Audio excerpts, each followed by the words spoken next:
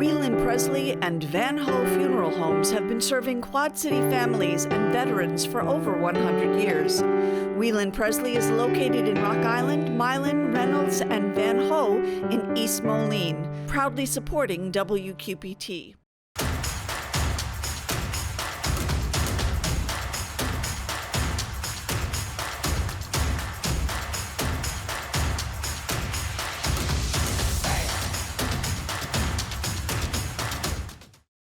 Alternatives is a proud supporter of WQPT and has been serving our community for 40 years.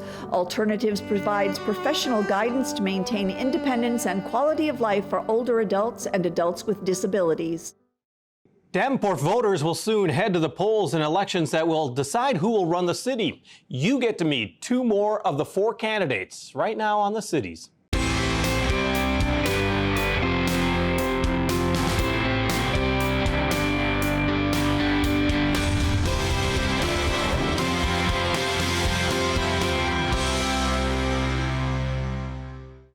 We are just over 2 weeks away from Election Day in Iowa, where the candidate list of local elections will be winnowed down. One such case is the race for Davenport mayor, where four candidates are on the ballot for the Tuesday, October 10th primary.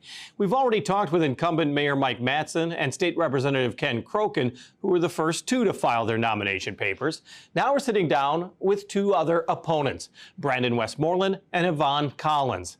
Collins was the third candidate to file her nomination papers, so today we'll talk with her first and then give equal time to Mr. Westmoreland. So tell me a little bit about yourself. Well, I'm Yvonne Collins. I am 45 years old. I was born and raised in Davenport, Iowa. I love Davenport. It's my city. This is all that I know. I've been a medical assistant for over 25 years. I work at both hospitals, at Genesis and at Trinity. I'm a medical assistant for Genesis Health Systems, and I'm a certified nursing assistant at Trinity in Rock Island. I love people. So tell me, what made you say, I'm going to run for mayor? When did I say it? I thought about it. I prayed about it and said I was running for mayor. It was maybe 3 months ago. Mm-hmm. And why? Because I'm a public servant for people. I don't really want to consider myself a politician. I want to consider myself as a public servant for people. People want people not just to listen to them, they want people that are going to hear them. Yeah, being kind of an outsider, you feel like that's an attribute. Yes, and like I'm an everyday person just like them. Well, let's talk about some of the big issues that are going on, and one of them, of course, is the collapse of the Davenport apartment building. What do you think that the city should have been doing up until the moment that collapse occurred? Well, with that being said, I think it's very unfortunate that the building did collapse, and I feel that now that the building has collapsed, it's caused us some more homelessness. I just wish that whatever calls were made, whatever coding that was needed, that it would have been done when inspected or told that it was needed. Do you think there are some changes that need to be done then in the city inspection office? Do you think that there is some major changes that you would like to see? I would like to see, I'm a person that would go, so I'm going to want to go and see. I'm a person that wants to know. I'm a person that wants to see. So if somebody's going to tell me that this needs to be done, I want to go see it. And when somebody says that it is done, I want to be the person that goes back and checks. I want somebody that's really, I want you to be held accountable and responsible for your job. What do you think? I mean, being in the nursing field, what did you think of the role of the first responders, the firefighters, the EMTs, the police that arrived on the scene? Now, I'm going to be honest with you. When this first happened, I was out of state. I had to hear about it over the national news. Mm-hmm. So I'm really not vibrant about when they first showed up, what they first did, or anything like that. I'm glad they did show up. I'm glad they did respond. I just wish that the first day, whatever occurred, that somebody would have really went in and would have started digging to see if there were more, like under the rubble. I wish they really would have started digging in there. My heart goes out to those families that lost people in this tragedy and their lives who were changed forever. You pointed out one issue that is critically important in all cities, large and small, and that's affordable housing. First off, are you worried about the amount of affordable housing, especially in the downtown area and the area around downtown? Yes, I'm concerned about affordable housing because affordable housing, which makes people homeless, which some people are homeless because there's another issue that underlines that, which is called mental illness. And I'm a very big person on mental illness, especially since working in the hospital. And I know people personally that deal with depression, anxiety. And since we have had COVID, mental illness has become a very big part of our community, whether we want to talk about it or whether we don't. Affordable housing, I'm an everyday common person, and I'm just going to be honest with you, Jim. Things are getting rougher and rougher for the everyday common person. What's the city's role? What should this city? Because, I mean, it's easy to point out the problem. Right. I mean, I could do that time and time again. The solution's been very difficult because city planning department as well as the housing department have tried to do these programs. Mm-hmm. They've tried to make neighborhoods more vibrant so that more people do move in. What else can the city do? I think for me, I think it's about loving one another. We have to respect one another. And for the housing, yes, there is something that needs to be done. I think every neighborhood in our community should be treated the same. Just because somebody lives on, I'm just trying to think of a neighborhood. Just because somebody lives out on 53rd doesn't mean they're not, the person that lives on West 8th Street is just not as important. Do you know what I mean? Mm-hmm. I think we do need to put some funding into some of these houses that are, let's talk about, there's a lot of empty houses and things that are there. Is there something that we can do to get these houses remodeled or get people to want to invest in those houses so it can be affordable for people to live? Well, let's be honest. I mean, on the southwest side, people have been complaining particularly about infrastructure. It's the oldest part of the city. There's crumbling infrastructure, streets, sewer systems, improvements are needed. You say that you want to be a mayor for the entire city. That's totally understandable. Mm-hmm. Do you have a certain soft spot, let's say, for the southwest side to perhaps help build that area up? Yeah, I have a soft side for it. I feel that there are things that need to be done on the west end of town. Just like and I'm just being honest, we have so much stuff going out on 53rd, and do you know what I mean? Mm-hmm. Well, how come some of this stuff can't go to the west end so we can start? There's people that live over there too. We need for social. They can go to work over there. There's social, economic. Right now, they're building the Aldis over there. What else can we get to generate out there so we can have more things for people to do? Because everybody can't get to the other end of town. Absolutely. So let's talk about the west side, because as you mentioned, I mean, the Aldis, the fact that there's sometimes what there's called food deserts because you don't have a grocery store in your neighborhood, it has a huge impact. How do you think that you do try to spur more economic growth in an area such as that? Hopefully getting some businesses here, talking it over with my aldermen and for them to see the need of where things need to be so we can get things social economically out there and that things can be affordable for people. Because like I told you, being an everyday person, things are inflated and we got to try as a whole to try to get things affordable for people, especially for food. People are hungry. People, yes, they may get food stamps or whatever, but food stamps run out. They still need food for the rest of the month. Groceries are high. They're higher than I've ever seen. I remember us paying at Thanksgiving, last year or whatever, $7.99 for a dozen of eggs. That was just astronomical. That's ridiculous. I've never seen eggs at $7.99 a dozen in my entire life.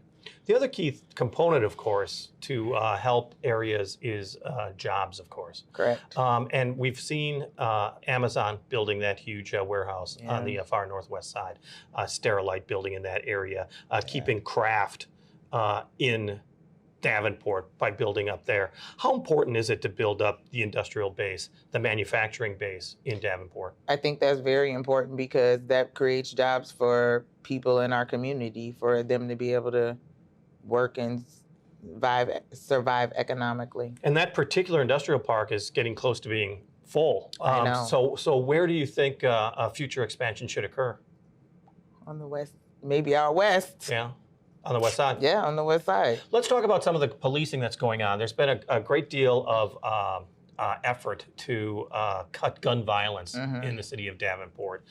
How do you see the progress over the last 5 years? They brought in the FBI, they brought in federal agents, they've tried new programs. School districts have been very active, involved in this. What needs to be done to cut gun violence?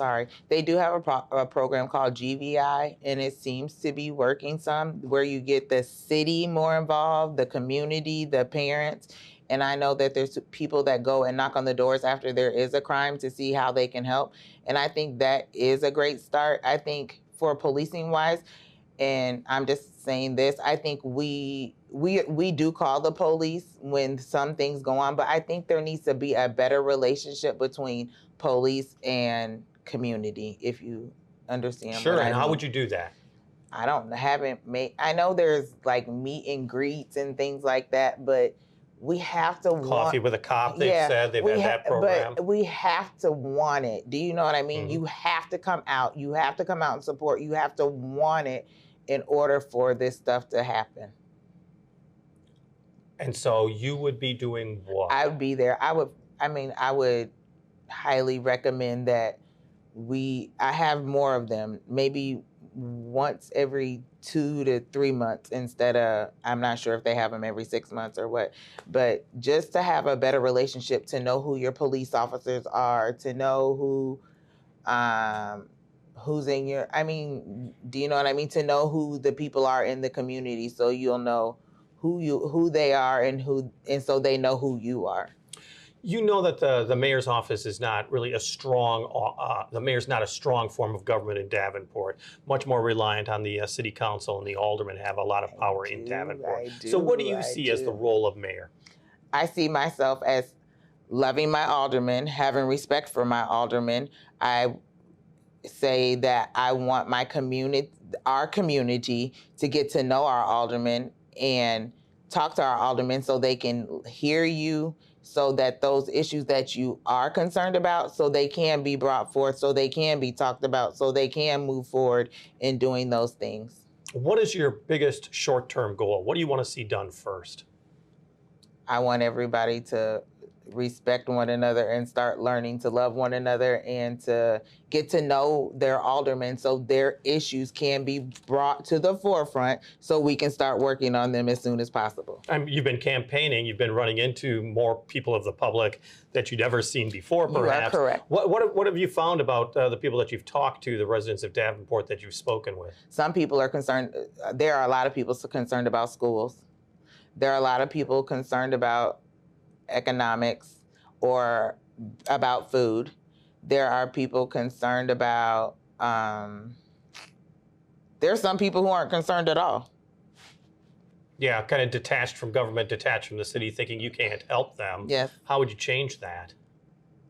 By, like I told you, encourage them to get to know their aldermen. And once we want you to know that we are here for you. So once you realize that we're here for you and we are listening and we're hearing you and we're understanding you and that the issues are being heard and we are talking about them, and so we can start handling them, and you start seeing, and when you're seeing us handling them, that's a start. Another start is city council meetings. Come to them, listen. There's open times to speak about what the issue you may have.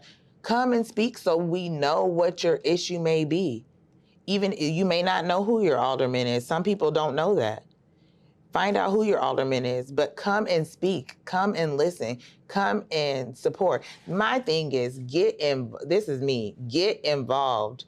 We often like to complain about things, but are we involved in those things?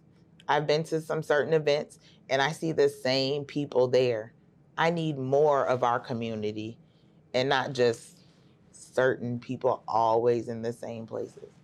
Our thanks to Davenport mayoral candidate Yvonne Collins. Now, Ms. Collins is on the ballot for Davenport mayor, along with Mike Matson, Ken Crokin, and Brandon Westmoreland. And our fourth candidate interview is with Brandon Westmoreland. He joins the other three candidates in the October 10th primary election. Brandon Westmoreland, tell us a little bit about yourself for those who don't know anything about you. Well, I was born in Jacksonville, North Carolina. My dad was a military man, so he was in Camp Lejeune. Once he got done with that, we came back to Davenport, Iowa. I've been raised here ever since. Went to Central High School, went and played football for Iowa Central Community College. Was blessed to be able to come back here and place I call home. From there, I was actually able to start business. Going into sales, I've been doing sales for about 5 or 6 years. Currently work for Cunis Nissan as a sales manager. Also doubled down as finance. Been with them for about a year and a half.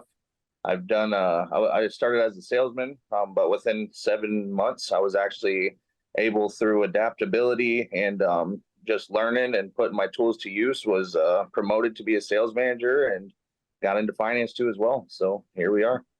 Not everyone decides to run for mayor of the city they live in, mayor of Davenport. Why did you decide that you want to be mayor? Well, one thing I've always thought about it. I mean, it's something that I've always wanted to do. And the perfect time came. I mean, right now, with given the recent events, I thought it was a good time to step up and have a voice. I think the city lacks accountability and also transparency.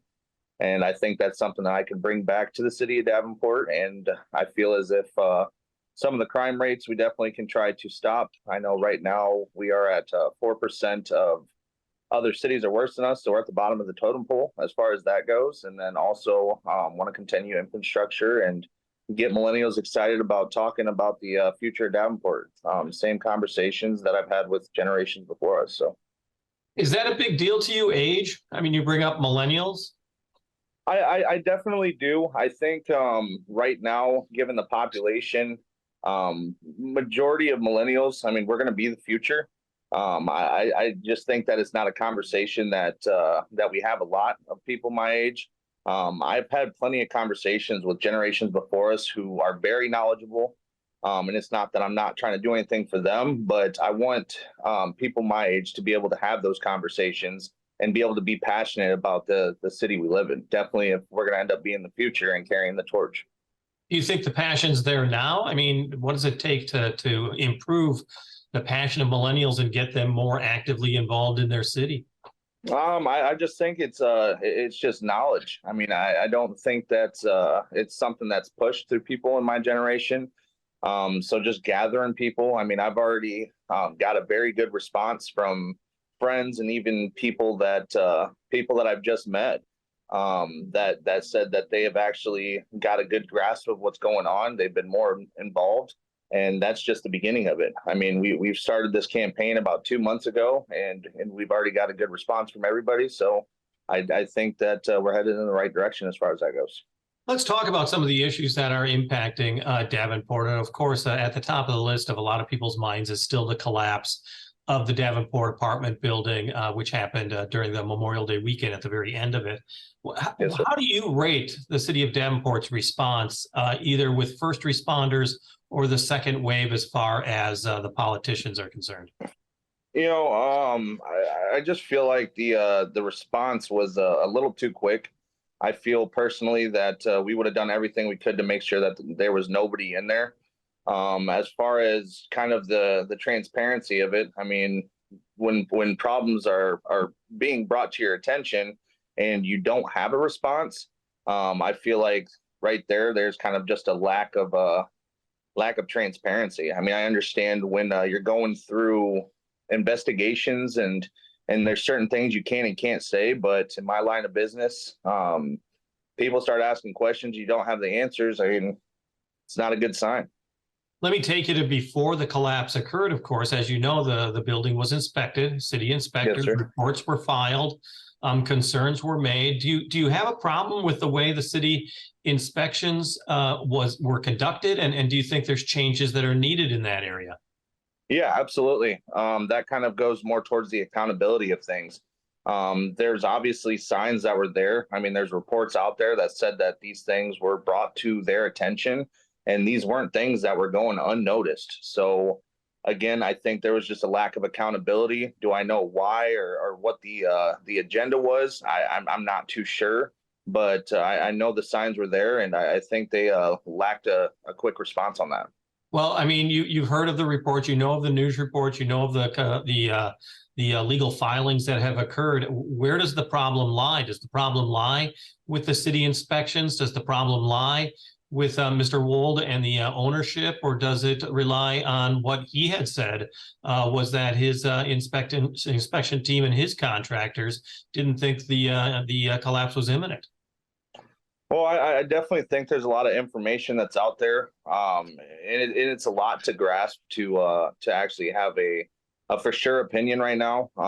With the information that I have and the way I feel, again, I feel like all the signs were there. They definitely could have done something. Again, I don't know what their agenda was or what they're trying to push, but I feel like again the accountability wasn't there. I feel like Mr. Wald obviously should have had some sort of response to all the information that they were given, and I don't feel like they responded in the correct way. So, well, as you know, I mean, you have more than 50 occupants whose lives were shattered. I mean, people had to find new housing immediately. And so let's talk about affordable housing. Are you worried? I mean, does this underline the fact that Davenport must do more to create better and more affordable housing within the city? yes, sir. And I think that I did a little bit of research, and correct me if I'm wrong. I don't want to use this definite number, but if I remember correctly, there was about 41% of residents that are actually unoccupied. Now, with that, I don't think that there's policies in place. I have to do a little bit more research that they have to maintain these properties. Now, if nobody's in there, are these landlords of people who own these affordable housing? Are they going in there? Are they fixing these things? Are they maintaining these things? Are they staying relevant with it? I mean, from what I've heard and I've gathered from the people of Davenport, I mean, it sounds like housing has kind of dropped the ball on maintaining and so on and so forth. So.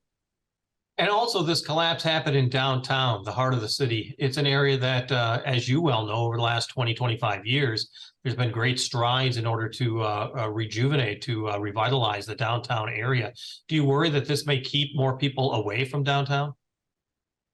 I'm not sure I would say downtown, but I would say, Davenport as a whole. I've done research on that, and the population has definitely decreased from 2020 to 2022. So with that, I mean, what's the reason for that? And I would say obviously a building collapsing could be a huge reason of it. It could be crime rates. I mean, all things that can be fixed so that we can keep the people of Davenport comfortable. You also know that downtown has been hit by a number of floods. Let's be honest. We have seen that time and time again, and the city has done a major effort to keep the riverfront, to create a park that's a public space, but still be able to deal with floodwaters. Do you like the plans that are advancing as far as the entire area around LeClaire Park? Yeah, so I think any plan in place is definitely going to help. Now I understand that there's a couple phases to it, from the barriers that are up to obviously doing the underground dig out so that the water can flow a little bit more easily and it's not coming from the ground. I know they're going to raise the streets, so on and so forth, but I definitely want a permanent solution. But any solution right now moving forward is going to be a better solution than doing nothing about it. So. You also brought up crime, and especially violent crime and gun crime in Davenport, with the addition of federal agents who have come in. U.S. Marshals Service has also been very active in trying to bring down gun violence in Davenport. You brought it up. Are there any particular programs that you think are working that you want to expand, or what do you see as the best way to perhaps limit the amount of gun traffic and gun violence that we're seeing in Davenport? Well, currently I think Sikorsky was doing a great job. From my understanding that Bladel will be taking that over. So hats off to them for the crime rates kind of dropping, and definitely the violent crimes. Right now I know that there's a program that's focusing on getting guns off the streets. From what I've gathered is they're actually spending more money on personnel, bringing in ATF, so on and so forth. Which is great. Obviously, like I said, a step in the right direction is always good. But I think that there needs to be some sort of programs that focus more on the youth. A lot of these problems are reoccurring problems, and it's a lot of the younger generation that are stealing the cars, I mean, doing violent crimes, and it's people to me that never had a chance.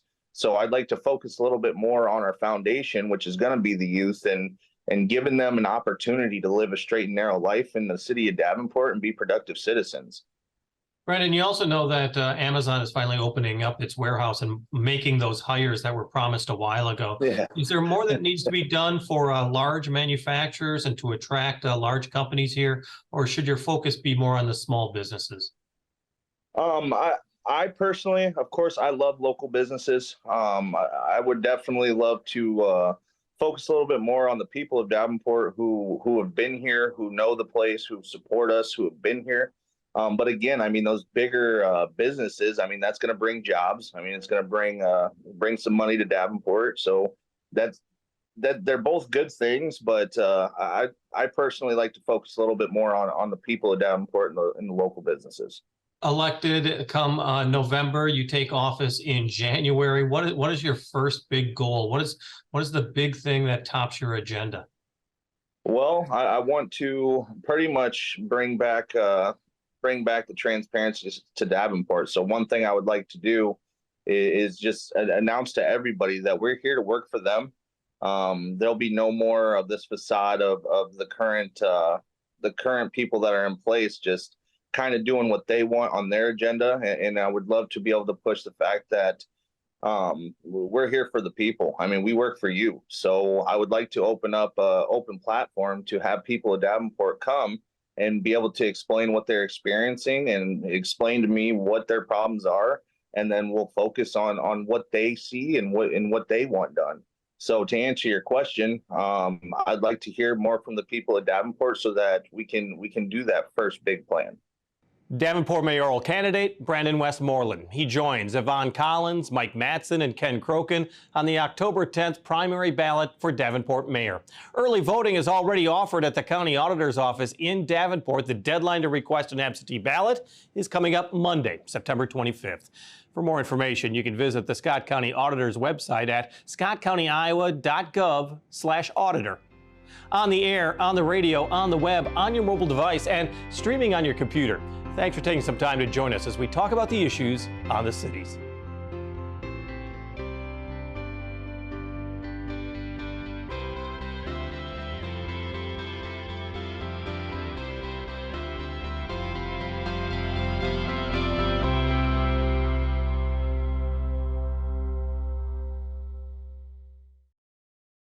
Whelan Presley and Van Ho Funeral Homes have been serving Quad City families and veterans for over 100 years.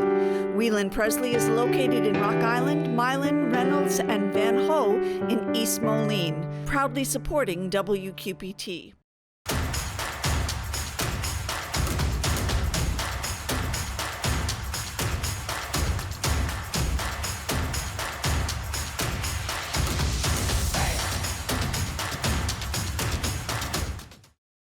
Alternatives is a proud supporter of WQPT and has been serving our community for 40 years.